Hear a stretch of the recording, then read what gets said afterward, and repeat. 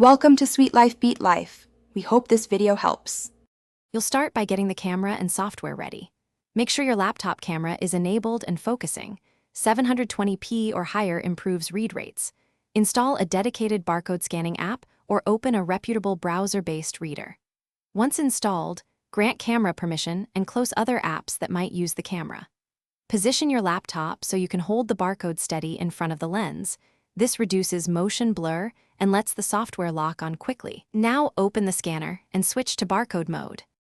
You're now focusing on capturing a clean image.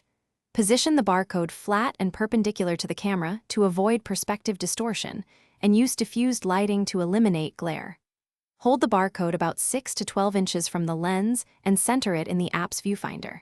If your app supports tap to focus, tap the barcode area, otherwise allow autofocus a second. Keep your hands steady and wait for the app's confirmation tone or visual lock. Once the barcode decodes, the app displays the data or redirect. You're at the finish line. Review the decoded text or URL and export, copy, or save according to your workflow.